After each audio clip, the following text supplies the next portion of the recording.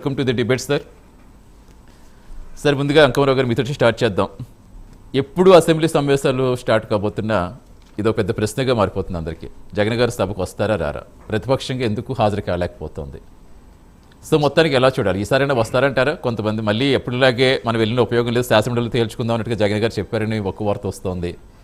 So మళ్ళీ అది ఒక $1 మిలియన్ ప్రశ్నేనా? సతీష్ గారు, ముందుగా మీకు, అలాగే మిత్రులు కారుమంచి రమేష్ గారికి, అలాగే సప్తగిరి ప్రసాద్ గారికి, వీక్షకులందరికీ, ప్రైమ్ 9 యాజమాన్యానికి, మిత్రులందరికీ కూడా శుభ సాయంత్రం అండి. నమస్తే. చెప్పండి. ఇక్కడ ఆయన పందా ఏం మార్చుకోలేదు, ఆయన దానికి కట్టుబడి ఉన్నాడు. రావటం రాకపోవటం అనేది ఆయన విజ్ఞతకి వదిలేయాలని భావించిన ప్రజాస్వామ్య సమస్యల గురించి ప్రస్తావించే ఒక దేవాలయం లాంటి శాసనసభకి రాకపోవడం అనేది మాలాంటి వాళ్ళకి కొంచెం గొంతు పట్టుకున్నట్టు ఉంటుంది. కారణం ఏంటంటే చాలా సమస్యలు ఉన్నాయి ఆంధ్ర రాష్ట్రంలో. సమస్యలు లేవనైతే నేను చెప్పను. సమస్యలు ఉన్నాయి. ఆ సమస్యల్లోకి ప్రస్తావించే అవకాశం నిస్సందేహంగా ఉంది. శాసనమండలికి వెళ్తున్నారు కదా, శాసనమండలిలో మాట్లాడుతూ ఉన్నారు, కొన్ని ప్రశ్నలు వాళ్ళు వేస్తున్నారు, వాళ్ళు సమాధానాలు చెబుతున్నారు, సమాధానాలు రాని దాని గురించి వీళ్ళు యుద్ధం చేస్తున్నారు, అక్కడ చూస్తూనే ఉన్నాం. అదే అవకాశం ఇక్కడ ఉంది వాళ్ళకి. ఇప్పుడు ఎంతమంది సభ్యులు ఉన్నారు, లేకపోతే ప్రతిపక్ష నేత హోదా ఇచ్చారా లేదా అనేది పక్కన పడేస్తే కనీస బాధ్యత అది. అవును. ఇప్పుడు మామూలుగా మనకు సహజంగా ఎలా ఉంటుందంటే అండి సతీష్ గారు, ఒక విద్యార్థి పరీక్షలకు హాజరు కావాలి అంటే 10వ తరగతి కావచ్చు, లేదంటే 12వ తరగతి కావచ్చు, 11వ తరగతి కావచ్చు, లేదంటే అతను తర్వాత కళాశాలకు వెళ్ళిన తర్వాత కావచ్చు, 75% హాజరైతే కావాలి. ఈ రాజ్యాంగంలో మనం పొందుపరుచుకుందేగా. అవును. తర్వాత కొన్ని అంటే ఒకప్పుడు లేకపోయినా తర్వాత దాని గురించి ఇంప్లిమెంట్ చేశారు కదా. అలాగే ఈ శాసనసభ కావచ్చు, లోక్సభ కావచ్చు, ఎవరైతే సభ్యులు అయితే ఉంటారో వాళ్ళకు కొన్ని నియమ నిబంధనలు ఏర్పాటు చేయకపోవటం. ఎందుకు ఏర్పాటు చేయాలంటే వాళ్ళేగా శాసనకర్తలు, వాళ్ళకు అనుకూలంగానే మార్చుకుంటారు. వాళ్ళకి ఇబ్బందికరమైన ఏడు జోలికి వెళ్ళారు, కావాలంటే చూడండి మీరు. ఆ పార్టీ ఈ పార్టీ అదే మీరు జనరల్గా అనలైజ్ చేస్తున్నారు. అందరూ చేస్తున్న పనులు కూడా అవే. ఇప్పుడు కొత్త మరి వీళ్ళైనా దాన్ని ఏర్పాటు చేయాలి కదా. ఎలాగే చూడాలా? అయ్యన్న పాత్రుడు గారు మొన్న చెప్పాడు, ఇప్పుడు చెప్పాడు, రేపు చెబుతాడు. ఎందుకంటే 60 రోజుల తర్వాత రాకపోతే, వరుసనే సమావేశాలు జరిగిన 60 రోజుల తర్వాత రాకపోతే వాళ్ళ శాసనసభ సభ్యత్వం రద్దు అవుతుంది అని అన్నారు.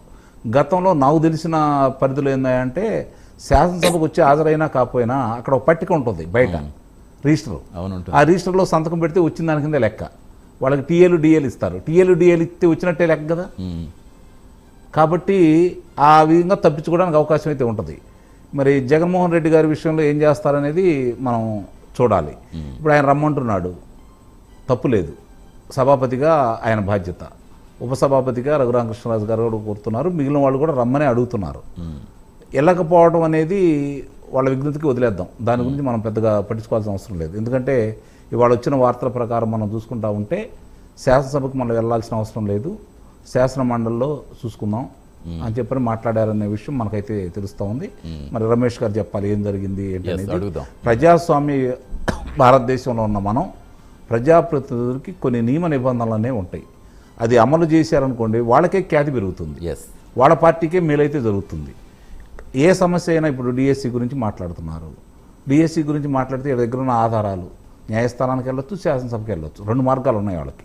ప్రజాక్షేత్రంలో తిరుగుతున్నారు. అది ఎంతవరకు సఫలమయ్యారా విఫలమయ్యారా అనేది రేపొద్దున వాళ్ళు చెప్పే ఏదైతే పలానా ఆధారం చూపించారో దానికి సంబంధించి నిరూపణ చేయగలిగితే ప్రభుత్వం ఇరుకునబడుతుంది. ఏమీ లేదనుకోండి వీళ్ళు ఇబ్బంది పడిపోతారు. ఎందుకంటే ఢిల్లీలో చూసాం మనం, ఈరోజు బీహార్లో చూస్తున్నాం, లేదంటే పంజాబ్లో చూస్తున్నాం. అక్కడ జరిగిన దానికి అక్కడ ఉన్నటువంటి కేంద్ర మంత్రి గారే రాజీనామా చేశారు, ధర్మేంద్ర ప్రధాన్ గారు. అంటే తప్పు జరిగిందని వాళ్ళు ఒప్పుకున్నారు, మళ్ళీ పరీక్షలు నిర్వహించారు, గమనించుకోవాల్సిన అవసరం. కానీ ఇక్కడ డిఎస్సి అని సంబంధించి నాకు తెలిసినంత నా పరిధిలో 43,000 ప్రశ్నలు ఒక బ్యాంక్ ఏర్పాటు చేశారు. 43,000 ప్రశ్నలు. ఏ ప్రశ్న ఎవరికి వస్తుందో అర్థం కాదు. 3,20,000 మంది రాత పరీక్షలకు సిద్ధమయ్యారు. ఇది కంప్యూటర్ బేస్డ్లో జరిగింది. 3,20,000 మంది. దాంట్లో ఉద్యోగాలు వచ్చేసరికి 16,347 మంది అని చెప్పని వీళ్ళు నిర్ణయించారు. కానీ మొత్తం పూర్తి కాలేదు. 15,941 మంది మాత్రమే దాంట్లో ఇప్పుడు ఉద్యోగం పొందారు అధ్యాపకులుగా.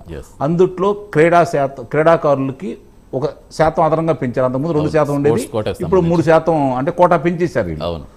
ఇప్పుడు ఏమన్నారు, మొట్టమొదట దీనికి సంబంధించి పేపర్ లీక్ అయిందని చెప్పి స్వయంగా జగన్మోహన్ రెడ్డి గారు చెప్పారు. తర్వాత లేదు క్రీడాకారుల కోటాలు ఇచ్చినటువంటి ఉద్యోగాల దాంట్లో అమ్ముకున్నారు అని చెప్పి ఇప్పుడు కొత్తగా మొదలుపెట్టారు. దానికి సంబంధించిన సాక్ష్యాధారాలు ఏదన్నా ఉన్నాయంటే ఈ మధ్యలో ఒకసారి వీడియో రిలీజ్ అయితే ఆ వీడియో ఎక్కడ ఏంటని చెప్పి ఫోన్ నెంబర్ బట్టి ఆధారం చూస్తూ ఉంటే అది అమరావతి ప్రాంతం, ఎవరైతే గతంలో ఉన్నటువంటి నందిగం సురేష్ గారు లోక్సభ సభ్యులుగా ఉన్నటువంటి వాళ్ళ యొక్క మనిషి అని చెప్పారు. అది ఖండన కానీ లేకపోతే దానికి వివరణ కానీ తర్వాత అంతవరకు సమసిపోయింది. ఇప్పుడు వీళ్ళు చెప్పే ప్రతి విషయం కూడా నిజంగా ఇదంటూ జరిగితే దాని కనుక వీళ్ళు ఎత్తి చూపగలిగితే నిరూపణ చేయగలిగితే నిస్సందేహంగా వీళ్ళకి మంచి అవకాశం కదా. కాబట్టి ఇక్కడ గమనించుకోవాల్సిన ఏంటంటే ఇందాక నేను చెప్పినట్లు ఈ 16,000 మందికి ఉద్యోగాలు వచ్చినాయండి. అంటే ఇంక 3,04,000 మందికి ఉద్యోగాలు రాలేదు. కనీసం అందుట్లో వాళ్ళ కుటుంబాలు లెక్కేసుకున్నా కూడా 3 కాటికి లెక్కేసుకున్నా కూడా కుటుంబంలో వాళ్ళందరూ లెక్కేసుకుంటా ఉంటే 12 లక్షల మంది పైన దాటుతారు. మరి వాళ్ళు జనక్షేత్రంలోకి ఎందుకు రావట్లేదు? ఇట్లా మా వాళ్ళకి పొరపాటు జరిగిందని. నిన్న కర్నూలులో ఎవరైతే ఉద్యోగం వచ్చినారో వాళ్ళు వచ్చారు. మరి వీళ్ళు ఈ 175 నియోజకవర్గాల్లో పోటీ చేసిన వాళ్ళు ఉన్నారు, 25 నియోజకవర్గాల్లో పోటీ చేసిన లోక్సభ సభ్యులు ఉన్నారు.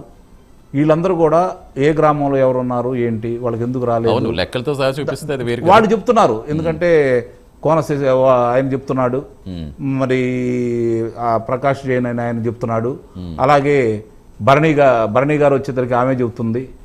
వాళ్ళు ఎవరైతే వీళ్ళు చెప్పారో నవీన్ కావచ్చు లేకపోతే వరుసనే వీళ్ళు ఎవరెవరైతే అభ్యర్థుల పేర్లు చెప్పారో 27 మందిని సూచించారో వాళ్ళ వివరాలతో సహా వాళ్ళు బయటికి తీసుకొచ్చేసి వాళ్ళైతే చెప్తున్నారు.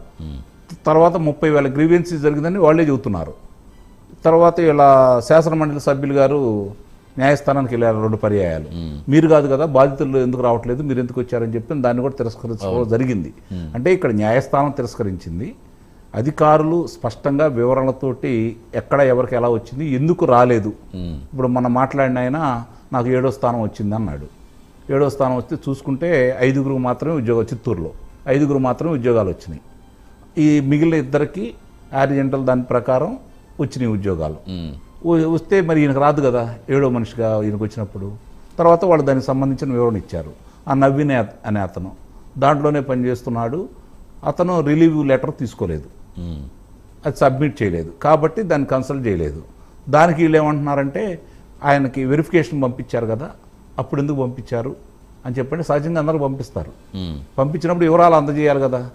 మనం పరీక్షా పత్రాలు పరీక్ష రాయాలనుకున్నప్పుడు వివరాలు మాత్రమే పొందుపరుస్తాం, అన్నీ సమర్పించాం కదా. ఉద్యోగం చేయబోయేటప్పుడు వాళ్ళు అడుగుతారు ఏ కాలేజీలో ఎంత వచ్చింది లేకపోతే ఏ సర్టిఫికేట్ మీద వివరాలన్నీ అడుగుతారు.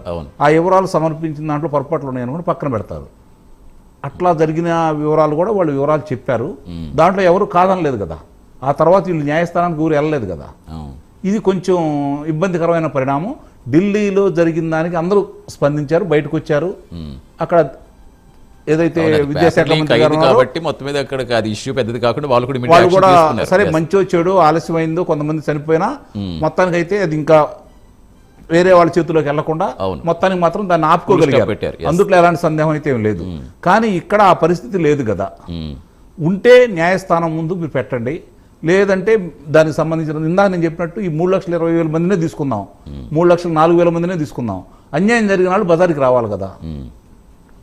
ఎంతమంది ఇప్పుడు వీళ్ళు ప్రతి నియోజకవర్గంలో చేస్తున్నారు. నిస్సందేహంగా వాళ్ళకు ఉన్నారు. ఇవాళ జనం లేరని కానీ ఓటర్లు లేరని కానీ కార్యకర్తలు లేరని కానీ ఎలా చెప్తాం మనం. ఈరోజు crowd puller no doubt. Jaganmohan Reddy అనే వ్యక్తి నిస్సందేహంగా క్రౌడ్ పుల్లర్. ఇవాళ ఏకైక ప్రతిపక్షం వాళ్లే కదా ఈ కూటమికి. వేరే వాళ్ళు ఊరు లేరు, వాళ్ళంతా చాప చుట్టేశారు వాళ్ళకి. వీళ్ళొక్కడే ఉన్నారు, వీళ్ళ లేకపోతే కూటమా, అంతే కదా. కాబట్టి జగన్మోహన్ రెడ్డి పిలిపించినప్పుడు జనం వస్తారు, రారని అయితే చెప్పడానికి వీల్లేదు. జన మద్దతు లేదని చెప్పడానికి కూడా ఆస్కారం లేదు. కానీ ఇక్కడ జరుగుతున్న పరిణామాల్లో వాస్తవంగా వాళ్ళు ఏదైతే 175 నియోజకవర్గాల్లో వాళ్ళ శిబిరాలు అయితే ఏర్పాటు చేశారో, నిన్న తెనాలిలో ఆలపాటి రాజా గారు మాజీ మంత్రి గారు ప్రస్తుతం శాసనమండలి సభ్యులు నేను దీని మీద చర్చకు సిద్ధమని చెప్పాను. ఆయన బహిరంగంగా అక్కడ కూర్చున్నాడు. మరి అక్కడే ఉన్నటువంటి అంబర్ రాంబాబు గారు కావచ్చు, కోతవేడు దూరంలో ఉన్నటువంటి పేరు నాని గారు కావచ్చు, లేకపోతే చిలకూరుపేటలో ఉన్నటువంటి మాజీ మంత్రి విడదల రజనీ గారు కావచ్చు, ఎవరు కూడా దాన్ని స్పందించారు.